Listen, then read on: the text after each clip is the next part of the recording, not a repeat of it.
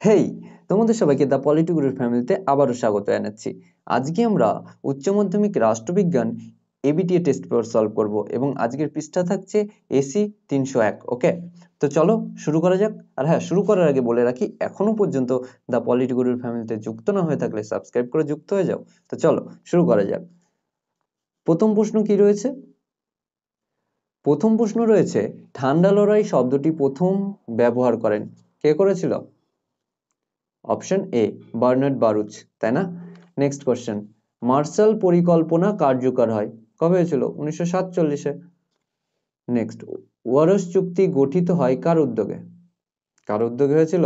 Warsaw চুক্তি বলেছে, তো সেটা সোভিয়েত ইউনিয়ন হবে। নেক্সট, ভারত চীন সীমানা বিরোধ হয় 1962-তে, অপশন এ। নেক্সট কোশ্চেন, 5 দাগ, সার্কের সদর দপ্তর কোথায় অবস্থিত? দেখো, সার্কের সদর দপ্তর কাঠমান্ডুতে অবস্থিত। ওকে, নেক্সট কোশ্চেন, 6 দাগ, কত সালে সিটিবিটি চুক্তি স্বাক্ষরিত হয়?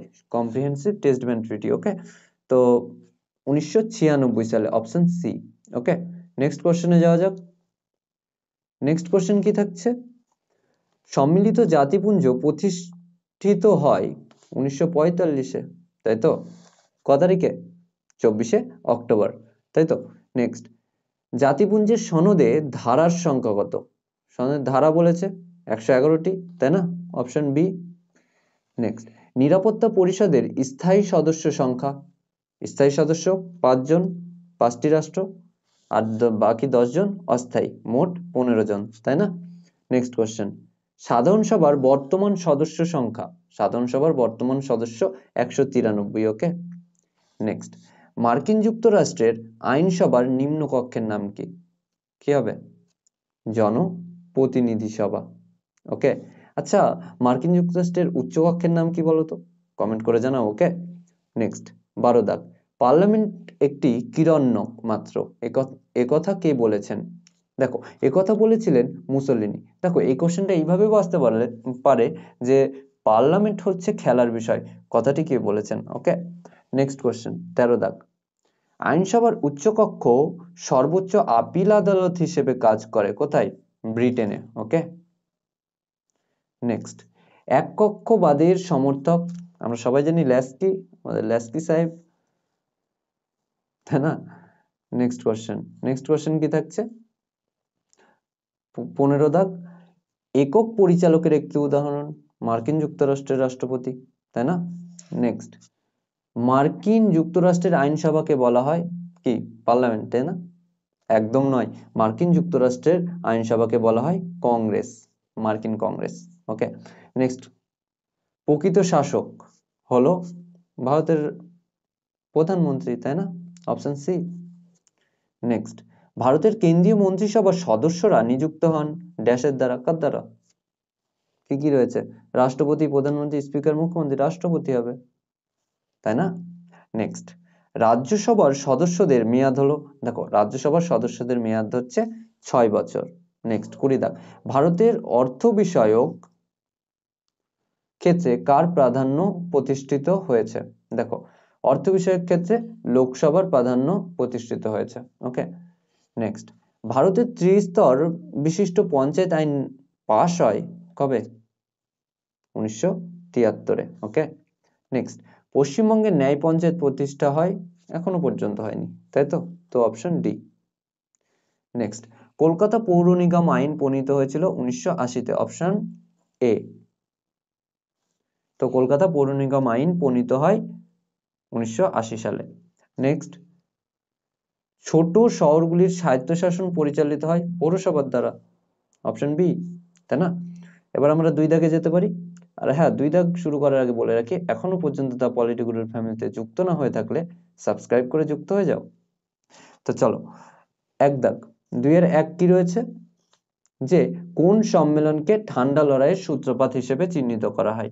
দেখো, পটসডাম সম্মেলনকে ঠান্ডা লড়াইয়ের সূত্রপাত হিসেবে চিহ্নিত করা হয়। ওকে, নেক্সট, অথবা কত সালে ট্রুম্যান নীতি ঘোষিত হয়?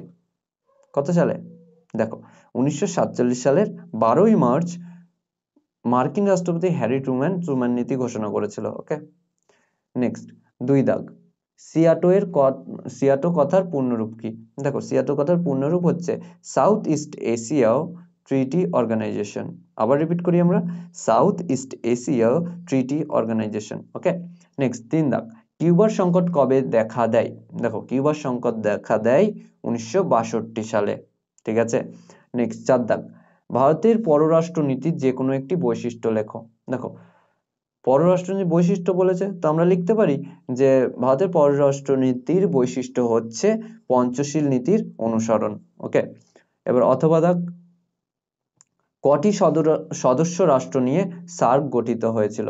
কটি? 7টি, তাই না? বর্তমানে যদিও আফগানিস্তান যুক্ত হয়েছে, তো 7খানা সদস্য রাষ্ট্র নিয়ে সার্ক গঠিত হয়েছিল। আচ্ছা বলো তো, সার্ক কবে গঠিত হয়? কমেন্ট করে জানাও। ওকে, নেক্সট কোয়েশ্চেন, সার্ক গঠনের প্রস্তাব কে প্রথম দিয়েছিল? দেখো, সার্ক গঠনের প্রস্তাব বাংলাদেশের রাষ্ট্রপতি জিয়াউর রহমান দিয়েছিল প্রথম। ওকে, নেক্সট 6 দাগ, ভারত পাক সিমলা চুক্তি কত সালে সম্পাদিত হয়েছিল? কত সালে? দেখো, ভারত পাক সিমলা চুক্তি সম্পাদিত হয় 1972 সালে। ওকে, এবং এটি হয়েছিল কাশ্মীর সমস্যাকে নিয়ে, কাশ্মীর সমস্যা সমাধানের জন্য। বোঝা গেল? নেক্সট 7 দাগ, সম্মিলিত জাতিপুঞ্জের পূর্ববর্তী সংস্থার নাম কি? দেখো, সম্মিলিত জাতিপুঞ্জের পূর্ববর্তী সংস্থার নাম হচ্ছে লিগ অব নেশন বা জাতিসংঘ। নেক্সট অথবা দাগ, সম্মিলিত জাতিপুঞ্জ দিবস রূপে বছরের কোন দিনটি পালিত হয়? সম্মিলিত জাতিপুঞ্জ দিবস রূপে বছরের 24শে অক্টোবরটা কি করা হয়? জাতিপুঞ্জের প্রতিষ্ঠা দিবস হিসেবে পালিত হয়, তাই না? নেক্সট 8 দাগ, জাতিপুঞ্জের 193তম সদস্য রাষ্ট্রের নাম কি? কি? সাউথ সুদান বা দক্ষিণ সুদান।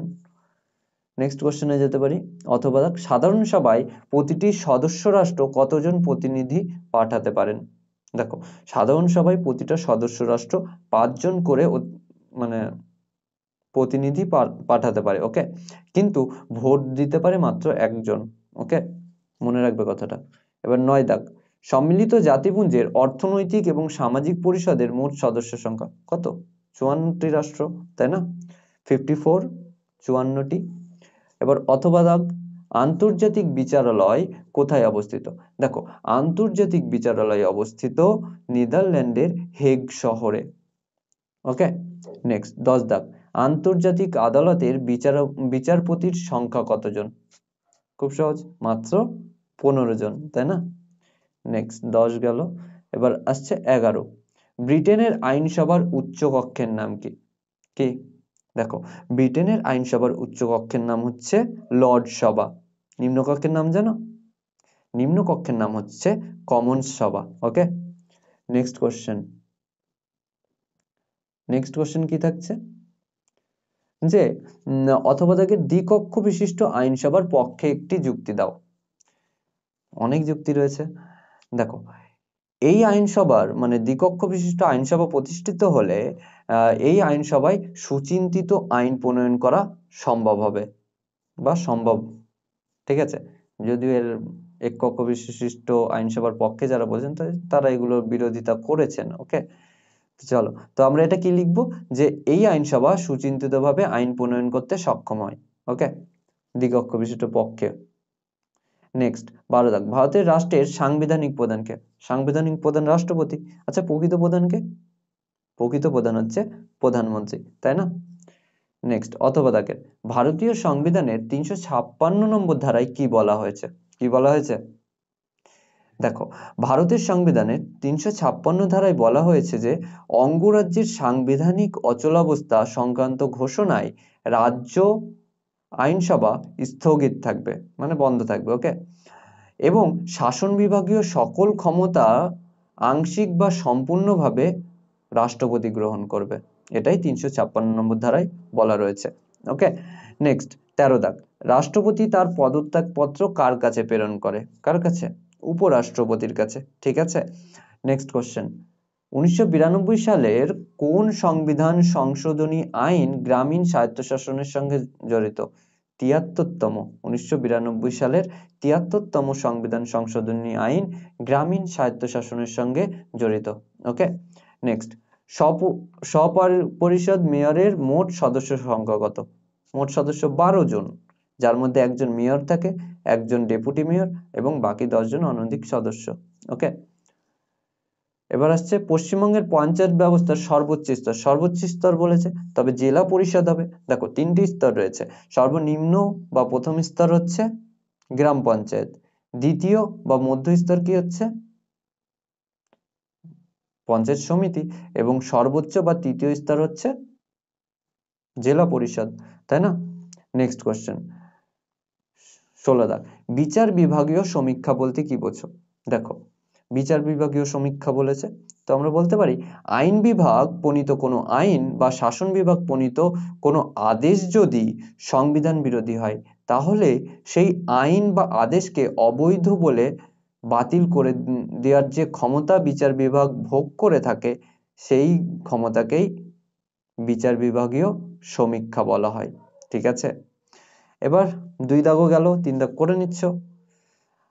আর আজকের ক্লাসটা যদি তোমার কোনো বন্ধুর হেল্প করবে বলে তোমার মনে হয়, তবে তার কাছে শেয়ার করে দিও। ওকে, তো আজকে এই পর্যন্তই, সঙ্গে থাকার জন্য ধন্যবাদ। তো চলো।